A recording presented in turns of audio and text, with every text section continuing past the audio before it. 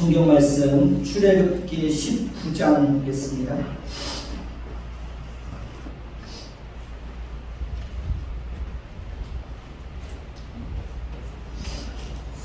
출애굽기 19장 7절부터 15절까지 있습니다. 내용은 전체를 살필 건데요. 시간 관계상 15절까지만 읽도록 하겠습니다. 제가 먼저 읽습니다. 모세가 내려와서 백성의 장로들을 불러 여호와께서 자기에게 명령하신 그 모든 말씀을 그들 앞에 진술하니 백성이 일제히 응답하여 이르되 여호와께서 명령하신 대로 우리가 다 행하리이다. 모세가 백성의 말을 여호와께 전하니 여호와께서 모세에게 이르시되 내가 빽빽한 구름 가운데서 내게 임함은 내가 너와 말하는 것을 백성들이 듣게 하며 또한 너희를 영영히 믿게 하려 함이니라. 모세가 백성의 말을 여호와께 아뢰었으므로 여호와께서 모세에게 이르시되 너는 백성에게로 가서 오늘과 내일 그들을 성결하게 하며 그들에게 옷을 빨게 하고 준비하게 하여 셋째 날을 기다리게 하라. 이는 셋째 날에 나 여호와가 온 백성의 목전에서 시내산에 강림할 것이니 너는 백성을 알려 주의를 경계하게 하고 이르기를 너희는 산과 산에 오르거나 그 경계를 침범하지 말지니 산에 침범하는 자는 반드시 죽임을 당할 것이라. 그런 자에게는 손을 대지 말고 돌로 쳐 죽이거나 화살로 쏘아 죽여야 하니 짐승이나 사람을 막론하고 살아남지 못하리라 하고 나팔을 길게 불거든 산 앞에 이를 것이니라 하라. 모세가 산에서 내려와 백성에게 이르러 백성을 성결하게 하니 그들이 자기 옷을 빨더라. 모세가 백성에게 이르되 준비하여 셋째 날을 기다리고 여인을 가까이 하지 말라 하니라. 아멘.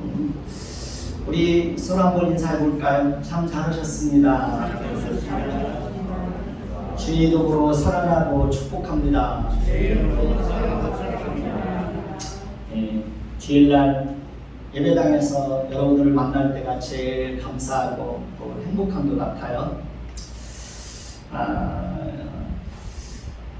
이스라엘 자손이 애굽 땅을 떠난 지 3개월이 되던 날에 시내 광야에 이르게 되었습니다. 이스라엘 백성들은 거기 산 앞에 시내산 앞에 장막을 쳤습니다. 이제 이스라엘 백성들은 시내산에서 십계명을 받게 될 것입니다. 하나님은 이스라엘 백성들에게 십계명을 주시기 전에 모세를 통해서 하나님 자신이 애굽 사람들에게 어떻게 행하였음과 하나님께서 어떻게 독수리 날개로 그들을 업어 안전하게 시내산까지 인도하였는지에 대해서 말씀해 주셨습니다. 하나님께서 이스라엘 백성들에게 율법을 주시기 전에 먼저 그들에게 베풀어 주신 하나님의 은혜와 사랑과 인도하심이 얼마나 크고 놀라운 일인지에 대해서 말씀하시는 것은 율법을 그들에게 주시는 이유가 무거운 짐이나 책임이나 의무로만 주어지는 것이 아니라 그들에게 율법을 주어 지키게 하시는 하나님이 얼마나 은혜롭고 자비롭고 크고 사랑이 많으신 분이신지를 알게 하시기 위해서입니다. 제가 이 시간에 말씀을 전하는데요. 우리 장모님이 얼마나 이쁜 눈으로 저를 쳐다보는지 말씀을 전하면서도 제가 힘이 되네요. 우리 오늘 말씀 그 5절에서 6절 한번 볼까요? 5절에서 6절을 보십시다. 5절에서 6절 잘 보겠습니다. 세계가 다 내게 속하였나니 너희가 내 말을 잘 잘 듣고 내 언약을 지키면 너희는 모든 민족 중에서 내 소유가 되겠고 너희가 내게 대하여 제사장 나라가 되며 그리고 거룩한 백성이 되리라. 너는 이 말을 이스라엘 자손에게 전할지니라. 우리가 지난번에도 살펴보았지만요, 이 말씀을 오해하면 이스라엘 백성들이 하나님의 말씀을 잘 듣고 하나님의 언약을 지키면 그때 비로소 그들이 모든 민족 중에서 하나님의 소유가 되고 하나님에 대하여 제사장 나라가 되며 거룩한 백성이 된다는 의미로 그렇게 받아들일 수 있습니다. 그러나 이 말씀은 자격과 조건으로 주어진 것이 아닙니다.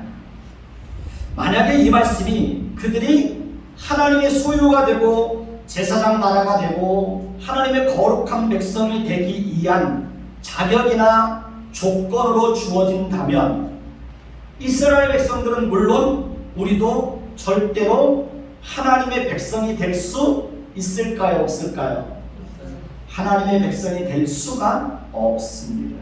왜냐하면 우리는 절대로 우리의 의지와 노력과 결심과 어떤 선행과 도덕적이고 윤리적인 삶을 통해서 하나님의 요구와 기대를 충족시킬 수 없기 때문에 그렇습니다. 그러니까 하나님께서 무슨 자격이나 조건을 보고 우리를 선택한 것이 아니라 하나님의 전적인 주권과 하나님의 전적인 은혜로 우리를 하나님의 백성이 되게 하셨습니다. 하나님께서 아무 조건이나 자격이 없이 그들을 하나님의 소유로 삼고 제사장 나라가 되게 하고 하나님의 거룩한 백성이 되게 하시는 것은 그들을 통해서 열방을 축복하기 위해서였습니다. 그들을 통해서 세상을 변화시키기 위해서였습니다. 그들을 통해서 세상이 열방이 하나님을 알고 하나님께로 돌아오도록 하시기 위해서였습니다. 하나님께서 아브라함을 부르시고 뭐라고 말씀하셨습니까? 땅의 모든 족속이 너로 말미암아 복을 얻을 것이다. 그렇습니다. 하나님께서 아브라함을 선택해서 부르신 이유가 그를 통해서 모든 족속이 복을 받기 위해서였습니다. 하나님께서 우리를 하나님의 자녀로 삼아주신 것도 우리에게 무슨 조건이나 자격이 있어서가 아니라 우리를 통해서 하나님을 알지 못하는 사람들이 하나님께로 돌아오고 그들이 복을 받도록 하시기 위해서 하나님께서 우리를 하나님의 백성으로 삼아주신 것입니다.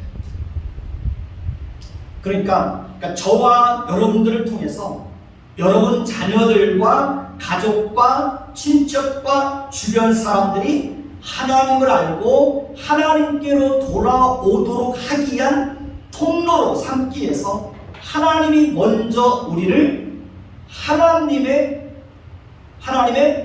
백성으로 삼아 주셨다는 것입니다. 그러니 우리가 감당해야 될 역할과 책임이 얼마나 영광스럽고 또 큰 책임감이 우리에게 주어져 있는지를 잘 알 수 있죠. 그래서 우리가 세상 사람들 앞에서 가족과 자녀와 친척들 앞에서 하나님의 백성다움을 잘 지켜놔야 되는 겁니다. 그래야 우리를 통해서 하나님을 알지 못하는 사람들이 하나님께로 돌아올 수 있는 길이 열리기 때문에 그러는 것입니다. 오늘 말씀 7절을 볼까요? 7절 같이 봅니다. 시작.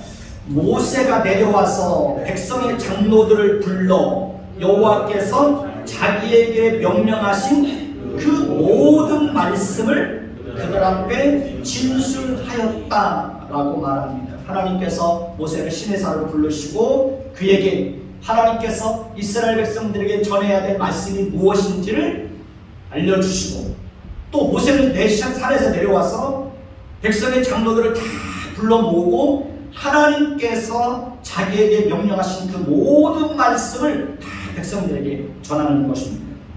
그리고 8절에 보면 백성이 일제히 응답하여 이르되 여호와께서 명령하신 대로 우리가 다 행하리다 라고 대답하는 것을 봅니다. 그러니까 하나님은 이렇게 애굽에서 이스라엘 백성들을 건져내시고 시내산에서 그들과 새롭게 언약을 체결하는 것을 볼 수 있습니다. 그러니까 언약의 백성으로서의 책임은 하나님께서 그들에게 명령하신 대로 다 어떻게 하는 겁니까? 다 준행해야 하는 것입니다. 우리도 마찬가지죠. 우리는 하나님의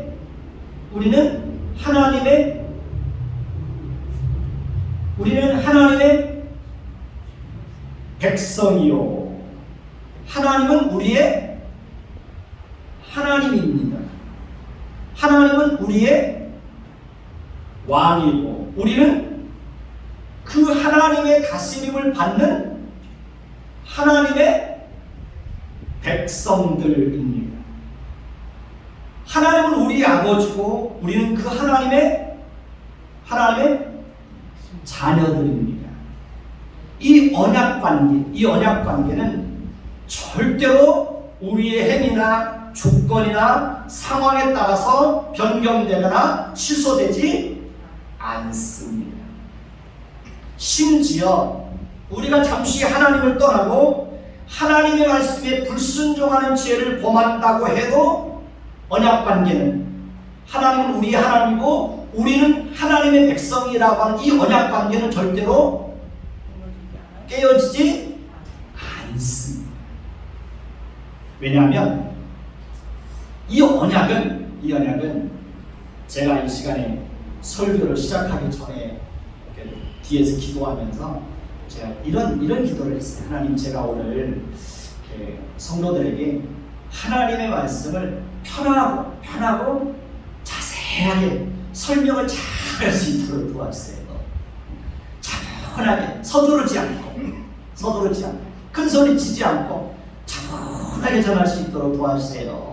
그런 기도를 하고, 제가 여러분에게 특별히 이 시간에 정말 차분하게 말씀을 전하려고 하고 있어요. 그러니까 잘 이렇게 청종해 주시길 바랍니다. 자, 하나님과 우리와의 언약 관계는 무너지지 않습니다. 왜냐하면 이 언약 관계는 하나님과 우리가 서로 쌍방간에 맺은 언약이 아니라 하나님께서 친히 작정하시고 계획하신 것이기 때문에 그렇습니다.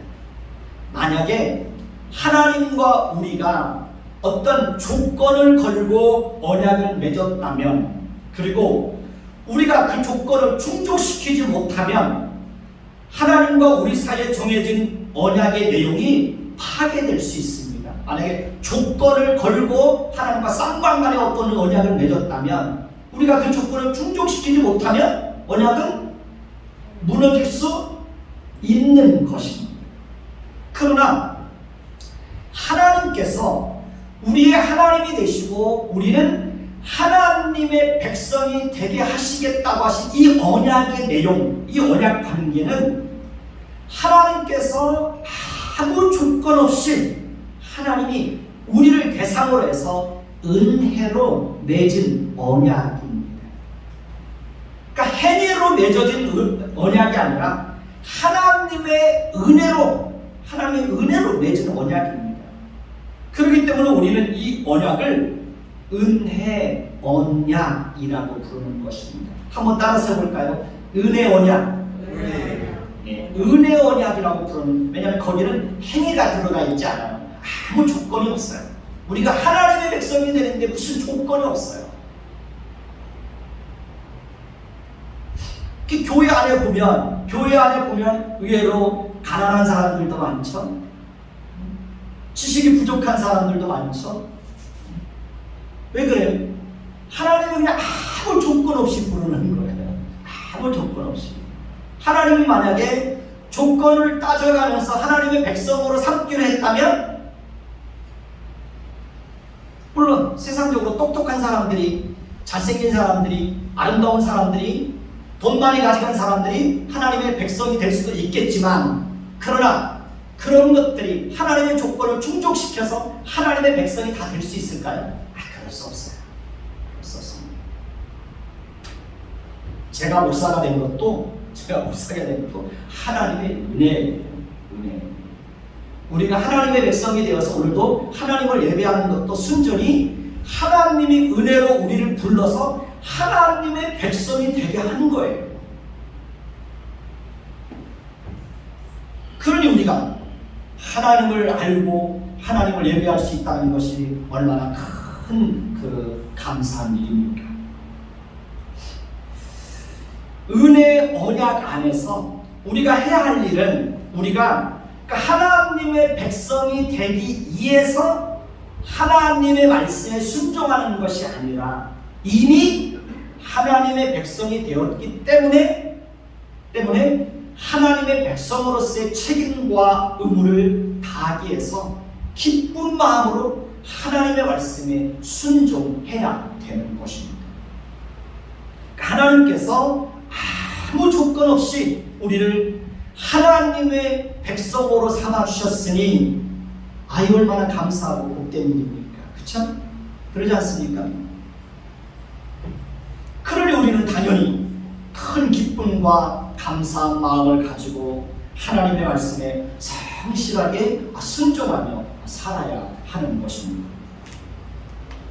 그러니까 온 우주 만물을 창조하신 하나님께서 하나님의 진노의 심판을 받고 멸망받아 마땅한 자들이지만, 그런 우리를 하나님의 백성으로 삼으시고 하나님의 자녀로 삼으셨다는 사실이 얼마나 감사한 일입니까?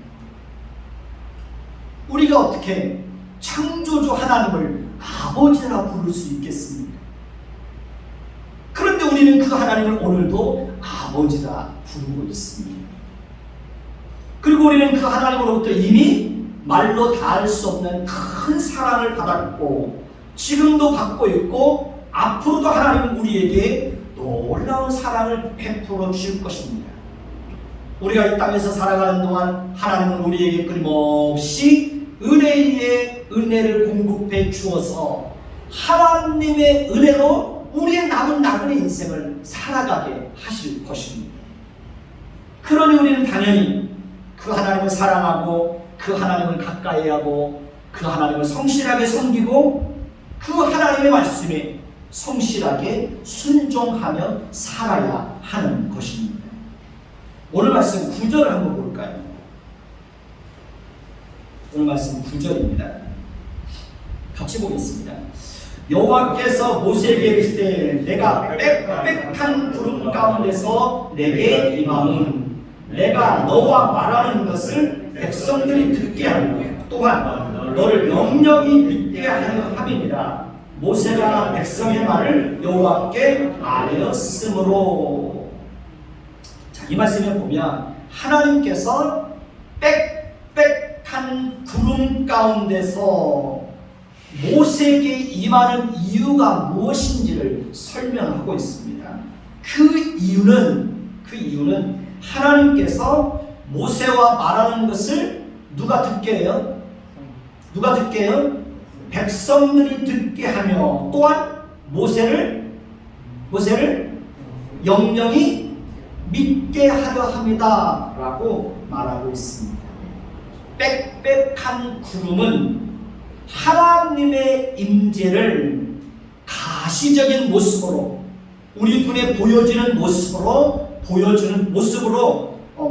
보여주는 사건이기도 하지만 백성들에게는 하나님에 대해서 두려움을 갖게 하는 사건이기도 합니다. 만약에 하나님께서 그렇게 하지 않았다면 백성들은 모세를 하나님이 세우신 지도자로 인정하지 않고 지도자의 권위도 인정하지 않았을 것입니다. 그들은 하나님께서 모세를 통해서 전해주시는 말씀에 귀를 기울이지도 않았을 것입니다.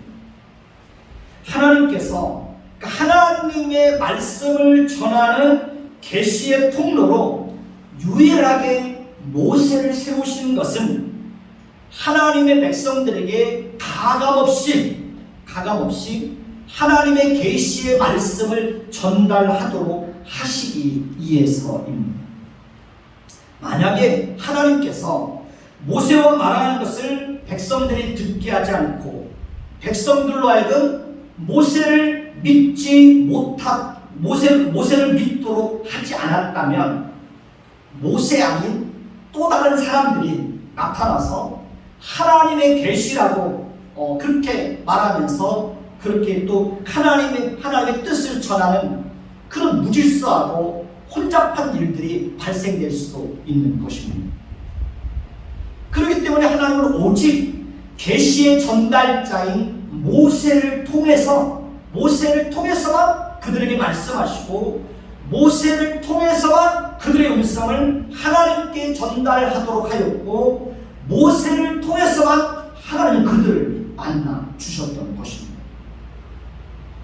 그리고 하나님은 때가 되어서 모세와 같은 선지자 곧 예수 그리스도를 이 땅에 보내셔서 예수 그리스도를 통해서 우리에게 하나님의 계시의 말씀을 전하게 하셨고 예수 그리스도를 통해서 우리에게 하나님의 뜻을 알게 하시고 예수 그리스도를 통해서 우리를 만나 주셨습니다.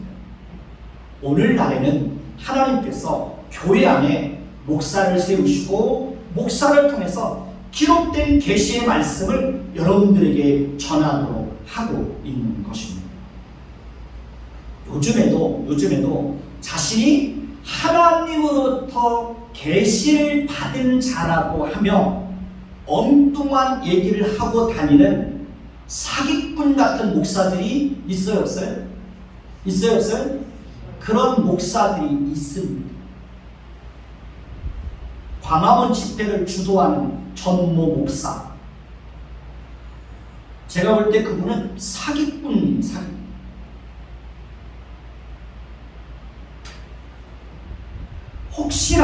혹시라도 지금도 자신이 직접 하나님으로부터 계시를 받았다고 주장하는 사람이 있다면 그런 사람들의 말은 절대로 믿지 마십시오. 그런 사람은 사기꾼입니다. 성도들을 현혹하기 위해서 하는 말입니다. 자신이 마치 특별한 사람인 것처럼 자신을 드러내고 포장하기 위해서 하는 말입니다. 하나님을 드러내는 것이 아니라 자신을 드러내고 자신을 자랑하고 자신을 돋보이게 하려는 그런 설교자가 있다면 그런 사람의 말은 듣지 마십시오. 사람의 귀를 즐겁게 하는 설교를 하는 사람들의 말에도 귀를 기울이지 마십시오.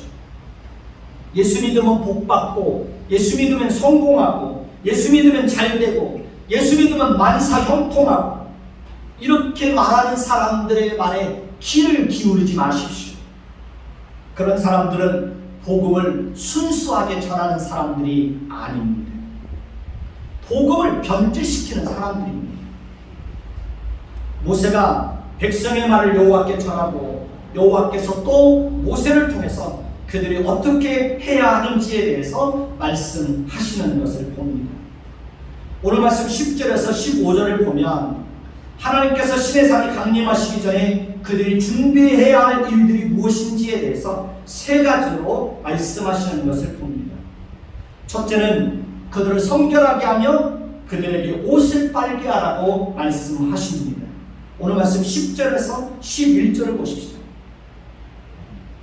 10절에서 11절입니다. 10절 제가 있습니다. 여호와께서 모세에게 이르시되 너는 백성에게로 가서 오늘과 내일 그들을 성결하게 하며 그들의 옷을 빨게 하고 11절에 보면 준비하게 하여 셋째 날을 기다리게 하라. 이는 셋째 날에 나 여호와가 온 백성의 목전에서 시내산에 강림할 것이니. 하나님께서 셋째 날에 온 백성의 목전에서 시내산에 강림할 것이라고 말씀하시면서 오늘과 내일 그들을 성결하게 하며 그들의 옷을 빨라고 말씀하시는 것은 하나님 자신이 거룩하시고 성결하신 분이시기 때문에 그러는 것입니다. 하나님은 이미 아무 조건 없이 그들을 하나님의 거룩한 백성이 되게 하시겠다고 말씀하셨습니다. 그렇다면 그들도 당연히 하나님의 거룩한 백성으로서 어떻게 해야 됩니까? 어떻게 해야 됩니까? 당연히 성결해야 되는 것입니다. 우리도 마찬가지입니다. 우리도 죄를 멀리하고 죄와 싸우면서 끊임없이 어떤 삶을 살아야 됩니까? 어떤 삶을 살아야 됩니까? 거룩한 삶을 살아야 되는 것입니다. 우리는 악을 악으로 갚는 자들이 아니라 서로 악을 이기는 사람들이 되어야 하는 것입니다. 그러니까 하나님은 우리에게 끊임없이 거룩한 삶, 그러니까 성결한 삶을 우리에게 요구하고 있는 것입니다. 왜냐하면 우리는 이미 그리스도의 피로 죄 씻음 받고 용서를 받고 의롭다 여김을 받고 하나님의 거룩한 백성이 되었기 때문에 그러는 것입니다. 그러니까 우리는 이미 거룩한 백성으로 하나님의 부름을 받은 사람들이기 때문에 더욱더 거룩한 삶을 사는 것을 통해서 하나님의 성품을 점점 더 풍성하게 닮아가야 하는 것입니다. 두 번째는 경계를 침범하지 말라고 말씀하십니다. 12절에서 13절을 보십시다. 12절에서 13절입니다. 12절 제가 있습니다. 너는 백성을 위하여 주의의 경계를 청하고 이르기를 너희는 삼가 산에 오르거나 그 경계를 침범하지 말지니 산을 침범하는 자는 반드시 죽임을 당할 것이다. 13절도 보십시오. 그런 자에게는 손을 대지 말고 돌로 쳐 죽이거나 화살로 쏘아 죽여야 하니 짐승이나 사람을 막론하고 살아남지 못하리라 하고 나팔을 길게 불거든 사망함에 이를 것이니라. 21절에서 24절도 한번 볼까요? 21절에서 24절도 보면 거기 뭐 여호와께서 모세에게 이르시되 내려가서 백성을 경고하라. 백성이 밀고 들어와 나 여호와에게로 와서 뭐 하려고 하다가 보려고 하다가 많이 죽을까 하노라. 22절 또 여호와께서 가까이 하는 제사장들에게 그 몸을 성결히 하게 하라. 나 여호와가 그들을 칠까 하노라. 23절도 볼까요? 모세가 여호와께 아뢰되 주께서 우리에게 명령하여 이르시기를 산 주위에 경계를 세워 산을 거룩하게 하라 하셨사온즉 백성이 시내산에 오르지 못하리이다. 24절 여호와께서 그에게 이르시되 가라 너는 내려가서 아론과 함께 올라오고 제사장들과 백성들에게는 경계를 넘어 나 여호와께로 올라오지 못하게 하라. 내가 그들을 칠까 하노라. 자, 하나님은 경계를 넘는 자는 반드시 죽임을 당할 것이라고 말씀합니다. 더 무서운 말씀이 있습니다. 하나님은 경계를 넘는 자들에게는 손을 대지 말고 돌로 쳐 죽이거나 화살로 쏘아 죽여야 한다고 말씀하고 있습니다. 하나님은 하나님이 정해놓으신 그 경계를 넘는 자들은 사람이나 짐승을 막론하고 모두 모두 죽이라고 말씀을 하십니다. 어떻게 보면 하나님이 너무 잔인하고 무자비하신 분인 것처럼 그렇게 보여줄 수 있습니다. 그러나 사실 이 말씀 속에는 그들을 향한 하나님의 무한한 자비와 긍휼과 사랑과 애타는 마음이 있다는 것을 우리는 알아야 합니다. 하나님은 거룩하신 분이십니다.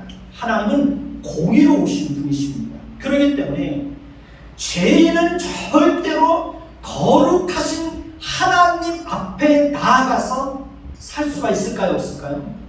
살 수가 없습니다. 거룩하신 하나님이 죄인들을 그대로 용납하실 수 없고 죄인이 하나님을 가까이 하면 죽을 수밖에 없기 때문에 하나님은 그들이 죽지 않기를 바랐기 때문에 그들에게 무서운 경고의 말씀을 하고 있는 것입니다. 그리고 하나님은 육체를 가지고 계신 분이 아니기 때문에 우리 눈으로 볼 수 있어요? 없어요? 볼 수 없습니다. 그럼에도 불구하고 호기심을 가지고 하나님을 보기 위해서 하나님이 정해놓으신 경계를 뛰어넘어서 산을 침범하는 자는 하나님의 진노의 심판을 받고 죽을 수밖에 없다고 말합니다.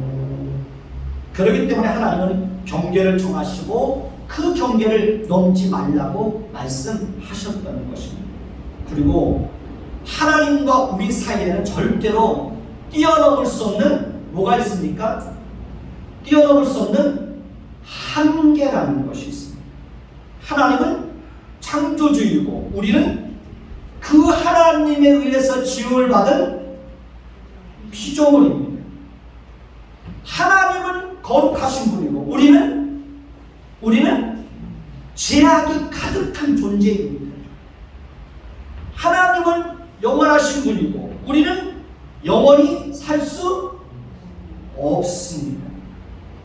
하나님은 공간을 초월해 계신 분이지만 우리는 육체를 가지고 있기 때문에 공간을 초월해서 존재할 수 없습니다.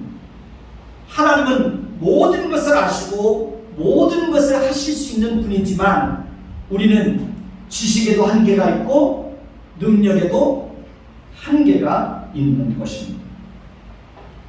하나님은 우리에게 말씀하시는 분이고 우리는 그 하나님의 말씀에 순종해야 하는 존재입니다. 그러니까 하나님과 우리 사이에는 이렇게 뛰어넘을 수 없는 큰 간격이 있고 뛰어넘을 수 없는 큰 뭐가 있어요? 큰 한계라는 것이 있는 것입니다. 그렇기 때문에 우리는 하나님이 정해놓으신 한계를 뛰어넘어서 신의 영역에 도전하려고 하면 될까요? 안 될까요? 그러면 안 되는 것입니다. 유명한 헤비급 챔피언, 권투 헤비급 챔피언을 지냈던 선수가 있습니다. 마이크 타이슨이라고 아주 유명한 권투 선수입니다. 이 사람은 주먹이 얼마나 센지 그 주먹에 맞으면 그냥 KO 당하는 거예요. 마이크 타이슨이 이런 말을 했다고 그럽니다. 나는 끝까지 싸울 것이다. 만약에 신이 나의 앞길을 막는다면 나는 그래도 싸울 것이다.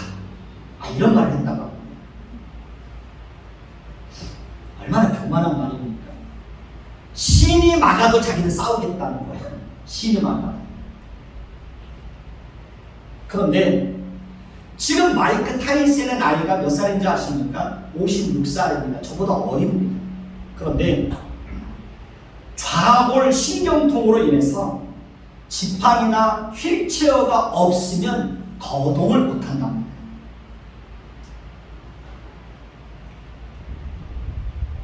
인간이 자기가 뭘 힘이 있고 자랑할 것이 있고 가진 것이 있으면 하나님이 막아도 자신의 힘으로 뭘 할 수 있을 것처럼 떠들지만 인간은 그런 존재가 아닙니다.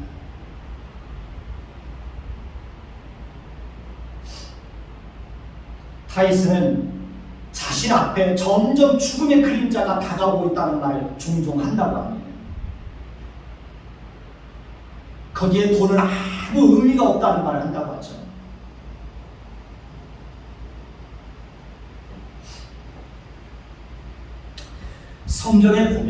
성경에 보면 하나님께서 하나님의 백성들에게 해야 할 일과 하지 말아야 할 일을 분명하게 구분해 놓고 있습니다. 우리 신명기 28장을 한번 볼까요?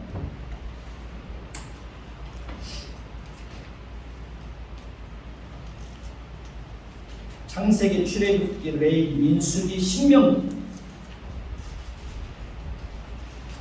이걸 쭉 넘겨보십시오.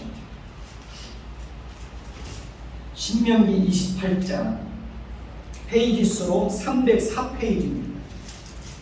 페이지 304.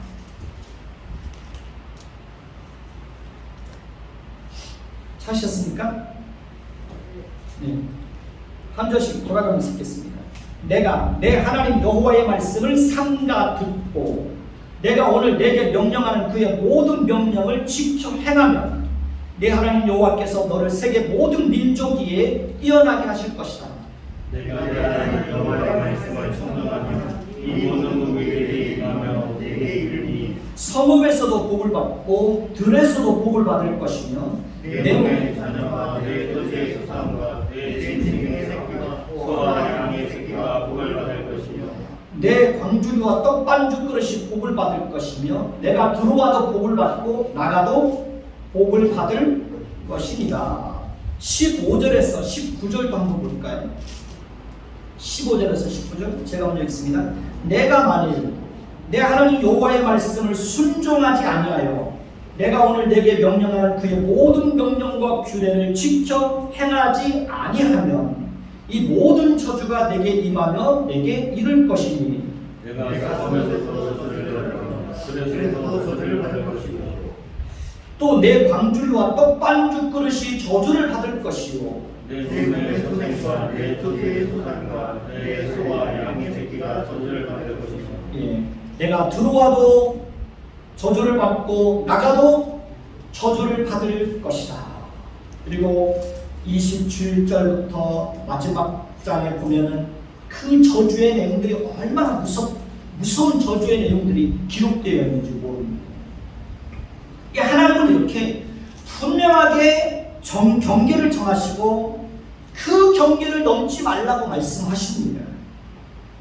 하나님이 정해놓으신 경계를 따라서 하나님의 말씀에 순종하는 자들에게는 하나님께서 놀라운 복을 주실 것이지만 하나님이 정해놓으신 그 경계를 뛰어넘어서 죄를 범하면 하나님의 무서운 저주가 임할 것이라고 말씀하고 있습니다. 하나님께서 경계를 정하시고 경계를 넘지 말라고 말씀하시고 경계를 넘는 자들에게 무서운 경고를 하고 있는 것은 그들이 경계를 넘었을 때 그들에게 심판을 하고 저주를 내리시기 위한 목적이 아니라 하나님은 그들이 하나님이 정해놓으신 경계를 지킴으로 인해서 그들이 복을 받고 행복하게 되기를 진심으로 원했기 때문에 그러는 것입니다. 하나님이 죄를 범하지 말라고 말씀하시는 것은 우리의 행복을 위해서 그러는 것입니다. 죄를 범하면 반드시 심판을 받게 됩니다. 그렇기 때문에 죄를 범하지 않는 것이 우리가 행복하게 사는 유일한 길입니다. 하나님을 떠나지 않는 것이 우리가 행복하게 되는 길입니다. 하나님이 정해놓으신 경계가 있습니다. 우리가 그 경계를 잘 우리가 살다 보면 절대로 넘어서는 안 되는 경계라는 게 있습니다. 그 경계를 잘 지킬 줄 아는 사람이 어떤 사람일까요? 그 사람이 지혜로운 사람입니다. 그 사람. 피조물의 이치를 알고 창조주 하나님을 알고 그 하나님을 성실하게 예배하는 사람이 정말 지혜로운 사람입니다. 오늘 말씀 15절을 한번 보십시다. 신명기, 아니 출애굽기. 출애굽기 19장 15절을 보십시다.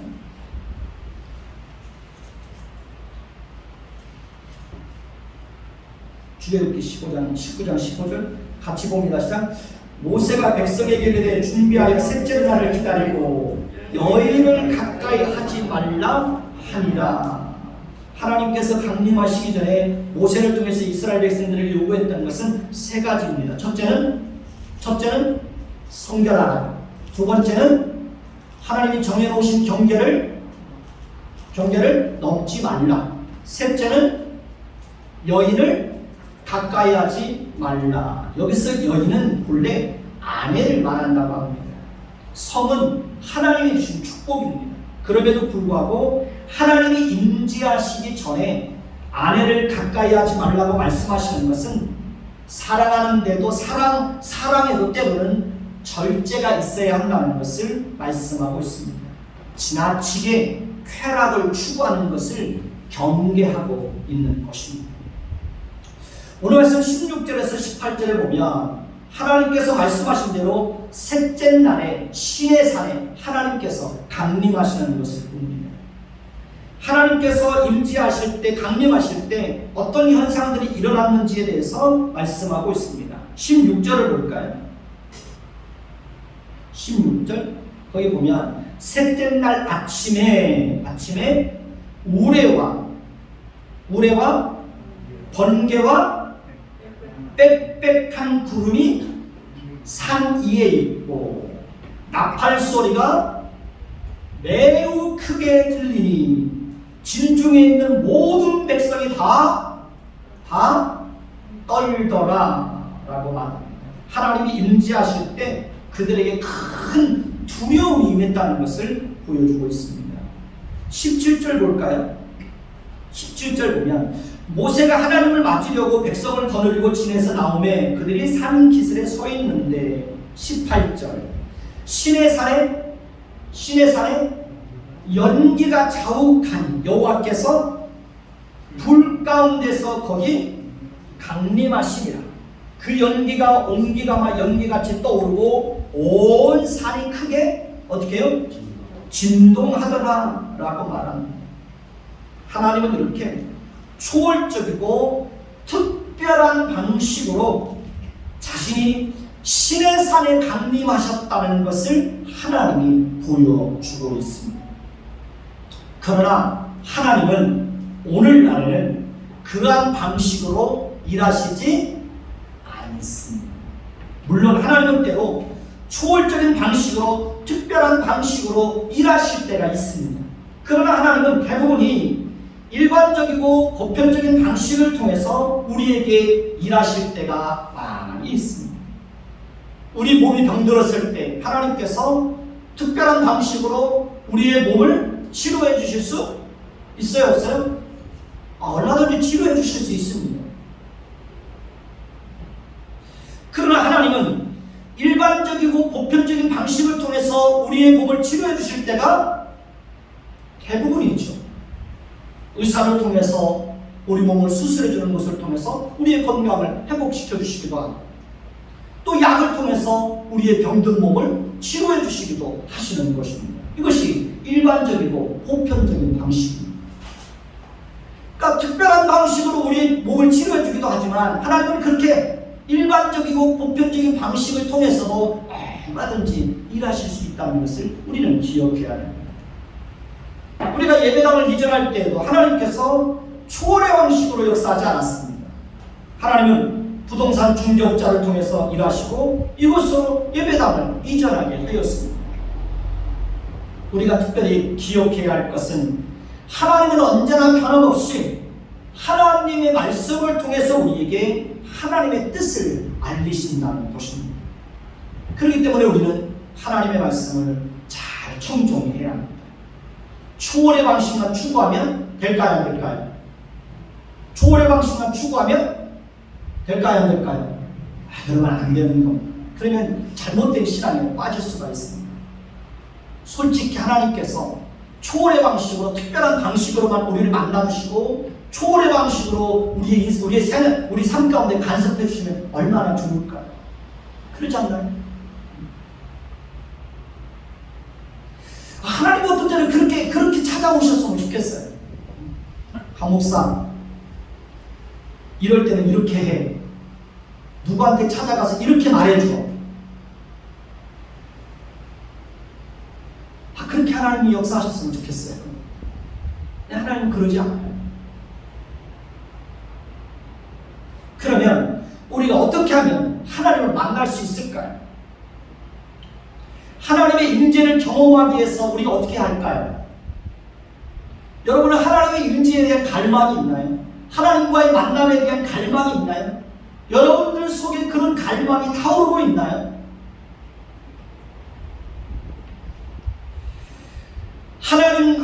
하나님과의 임재를 경험하기 위해서 가장 중요한 전제 조건은 하나님이 아무 조건 없이 우리에게 찾아와 주시고 하나님께서 우리를 만나 주실 때 우리는 하나님의 임재를 경험할 수 있다는 것입니다.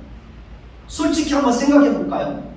우리가 어떤 조건과 자격을 갖추고 스스로 순결하게 하고 스스로 성결하게 하고 경계를 잘 지키고 스스로 절제된 삶을 살았을 때 하나님께서 우리에게 찾아와 주시고 우리를 만나 주셨나요?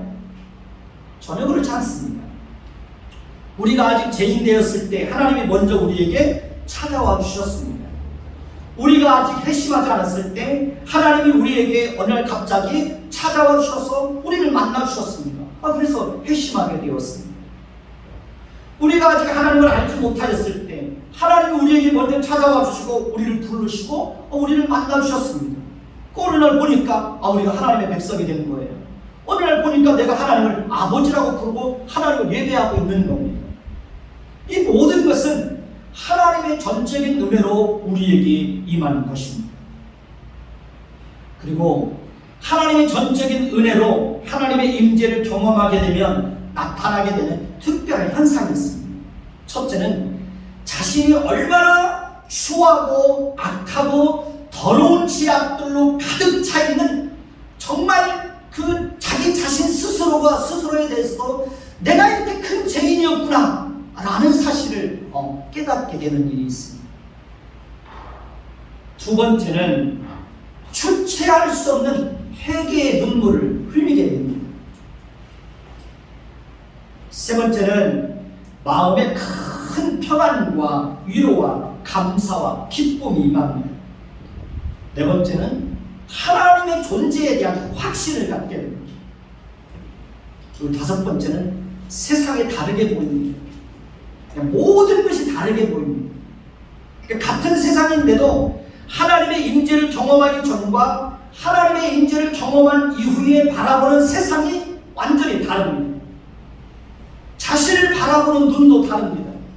자신이 하나님으로부터 얼마나 큰 사랑을 받은 존재인지에 대해서 새롭게 깨닫게 됩니다.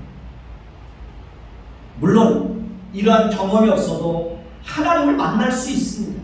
그러나 분명한 사실은 하나님을 만나게 되면 자신이 죄인이라는 사실을 분명하게 깨닫게 됩니다.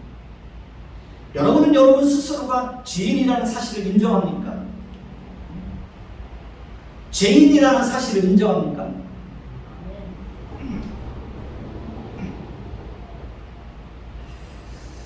이렇게 하나님과 인격적인 만남이 이루어지고 하나님의 임재를 경험한 사람들에게 끊임없이 요구되는 것이 무엇입니까? 그것은 바로 성결입니다.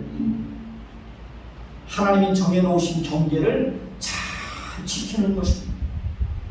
절제된 생활을 하는 것입니다.